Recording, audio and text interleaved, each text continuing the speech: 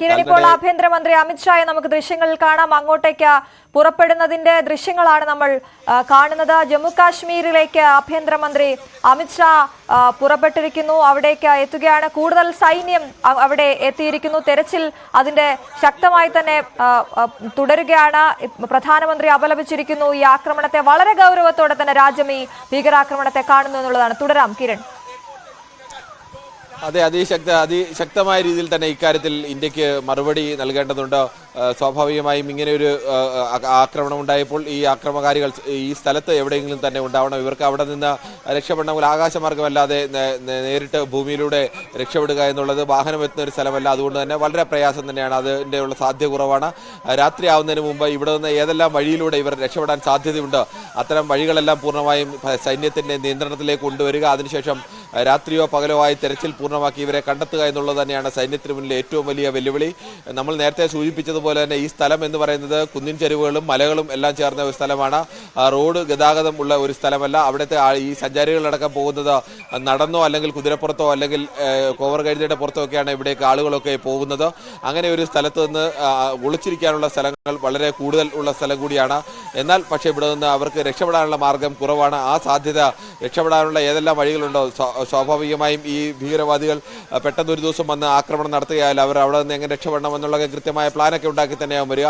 അതിനെ പൊളിക്കുക എന്നുള്ളതാണ്. അതിനെ പൊളിച്ചുകൊണ്ട് അവരെ പിടികൂടുക എന്നുള്ള വലിയ വെല്ലുവിളിയാണ് സൈന്യത്തിന് മുന്നിലുള്ളത്.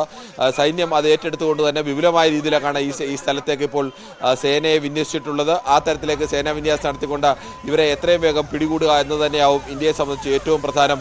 അവിടെ അപകടത്തിൽപ്പെട്ടവരെല്ലാം ആശുപത്രിയിൽ എത്തിച്ചിട്ടുണ്ട്. 5 പേർ മരണമടഞ്ഞെങ്കിലും അവർക്കെല്ലാം ബാക്കിയുള്ളവർക്ക് ചികിത്സ ലഭ്യമാക്കാനുള്ള നടപടികളെല്ലാം സ്വീകരിച്ചിട്ടുണ്ട്.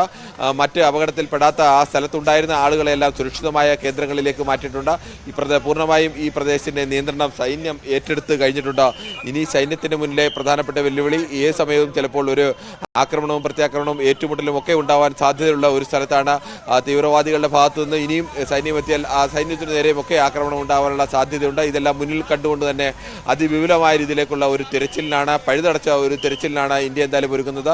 കരസേനാ മേധാവി തന്നെ നേരിട്ട് അവിടെ എത്തുന്നത് നൽകുന്ന ഒരു സന്ദേശം, സൈന്യത്തിന് എല്ലാ തട്ടിലും നൽകുന്ന ഒരു സന്ദേശം. ഇന്ത്യ ഒരു തരത്തിലും ഇക്കാര്യത്തിൽ വിട്ടുവീഴ്ചയില്ല.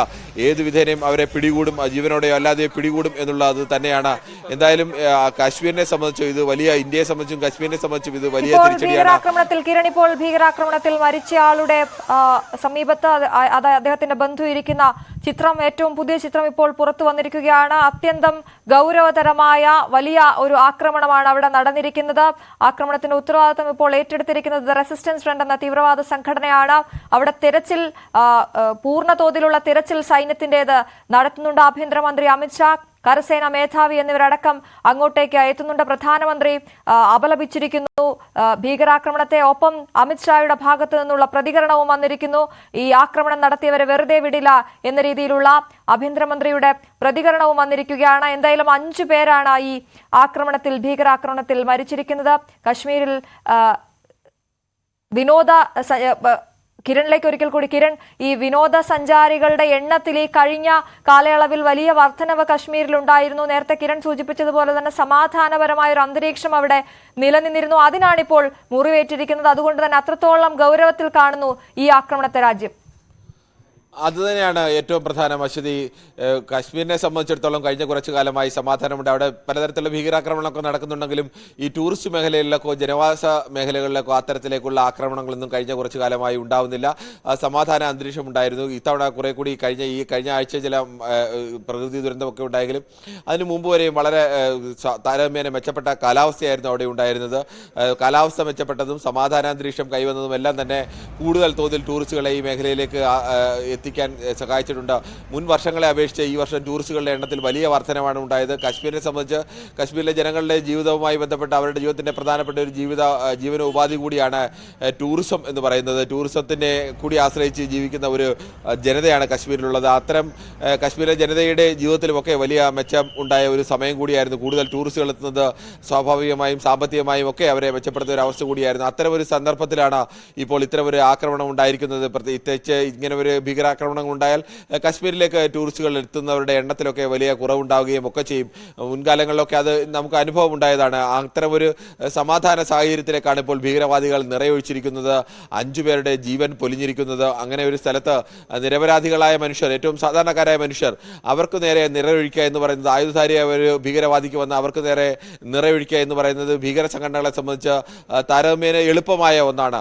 അവരെ ഏതെങ്കിലും ഒരു തരത്തിൽ പ്രതിരോധിക്കാൻ, അവർക്ക് നേരെ തിരിച്ച് നിറയൊഴിക്കാനോ അല്ലെങ്കിൽ തിരിച്ചവരെ പ്രതിരോധിക്കാനോ കഴിയാത്ത സാധാരണക്കാരായ മനുഷ്യർക്ക് ഇതിൻ്റെ ഇടയിലേക്ക് കടന്നു വരിക, അവർക്ക് നേരെ നിറയൊഴിക്കുക എന്നുള്ളത്, പട്ടാളക്കാർക്ക് നേരെ ആക്രമണം നടത്തുക അല്ലെങ്കിൽ ഒരു പട്ടാള കേന്ദ്രത്തിന് നേരെ ആക്രമണം നടത്തുകയോ അല്ലെങ്കിൽ പട്ടാളത്തിന്റെ പൂർണ്ണമായും കാവലുള്ള ഒരു സ്ഥലത്തിന് നേരെ ആക്രമണം നടത്തുകയോ അത്ര എളുപ്പമല്ല. അതിന് കൂടുതൽ ഇന്റലിജൻസ് ആവശ്യമാണ്, കൂടുതൽ ശക്തിയും ഒക്കെ ആവശ്യമാണ്. ഇത് താരതമ്യേന ഇന്റലിജൻസ് കുറഞ്ഞ ഇന്റലിജൻസ് കൊണ്ട് തന്നെ അല്ലെങ്കിൽ കുറഞ്ഞ ശക്തി കൊണ്ട് തന്നെ ആക്രമണം എളുപ്പത്തിൽ നടത്താൻ കഴിയുന്ന ഒന്നാണ്. അതാണ് ഇപ്പോൾ ഭീകര സംഘടന നടത്തിയിരിക്കുന്നത്. ഒരു തരത്തിലും ഇതിനോട് വിട്ടുവീഴ്ചയില്ല എന്നുള്ള നിലപാട് തന്നെയാണ് ഇന്ത്യ വ്യക്തമാക്കുന്നത്. അതുകൊണ്ട് തന്നെയാണ് ഇന്ത്യ അതിശക്തമായ രീതിയിലൊക്കെ സന്ദേശം നൽകുന്നത്. അവിടെ സേനയെ പൂർണ്ണമായും ഈ പ്രദേശത്താകമാനം വിന്യസിച്ചിട്ടുണ്ട് എന്നാണ് നമ്മൾ മനസ്സിലാക്കുന്നത്. ആ തരത്തിലേക്ക് സേന ഈ പ്രദേശത്തിന്റെ നിയന്ത്രണം ഏറ്റെടുത്തിട്ടുണ്ട്. ഇനി ഭീകരവാദികളെ ഈ പ്രദേശത്ത് രക്ഷപ്പെടാതിരിക്കാൻ വേണ്ടി ഏതെല്ലാം വഴികളിലൂടെ അവർക്ക് രക്ഷപ്പെടാനുള്ള വഴികളുണ്ടോ അതെല്ലാം പൂർണ്ണമായും അടയ്ക്കുക എന്നുള്ളത് തന്നെയാവും ഇന്ത്യയെ സംബന്ധിച്ചും സേനയെ സംബന്ധിച്ചും ഏറ്റവും പ്രധാനം. അങ്ങനെ ഒരു തിരച്ചിലാവും ഇന്ന് രാത്രിയും നാളെയുമായി എല്ലാം നടത്താൻ പോകുന്നത്. എത്രയും വേഗത്തിൽ തന്നെ ഇവരെ കണ്ടെത്തുക. ഒരു ഏറ്റുമുട്ടലടക്കം സൈന്യം പ്രതീക്ഷിക്കുന്നുണ്ട്. സ്വാഭാവികമായും ഇവർ സൈന്യത്തിന്റെ മുന്നിലേക്ക് അകപ്പെട്ടാൽ അത്തരം ഒരു വെടിവെപ്പിനെല്ലാം ഉള്ള സാധ്യതകളുണ്ട്. ഇതെല്ലാം മുന്നിൽ കണ്ടുള്ള അതിശക്തമായ ഒരു നീക്കത്തിൽ തന്നെയാണ് സൈന്യം, കരസേനാ മേധാവി തന്നെ പഹൽഗാമിലേക്ക് തിരിച്ചിട്ടുണ്ട്. തിരിച്ചടിക്കാൻ ഒരുങ്ങുകയാണ് സൈന്യം എന്ന് വേണം മനസ്സിലാക്കാൻ. എന്തായാലും ബെയ്സരൻ താഴ്വരയെ കുറിച്ച് പറയുമ്പോൾ അത്രയധികം മനോഹരമായ ഒരു പ്രദേശം, അവിടെ ഇപ്പോൾ രക്തം പുരണ്ടിരിക്കുന്നു. വിനോദസഞ്ചാരികൾക്ക് നേരെയാണ് ഈ ആക്രമണം ഉണ്ടായത്. കിരൺ, ഇത് എവിടെ നിന്നുള്ളവരാണ് എന്നതടക്കമുള്ള കാര്യങ്ങൾ നമുക്ക് വരും നിമിഷങ്ങളിൽ അറിയാൻ സാധിക്കുമെന്ന് കരുതുന്നു.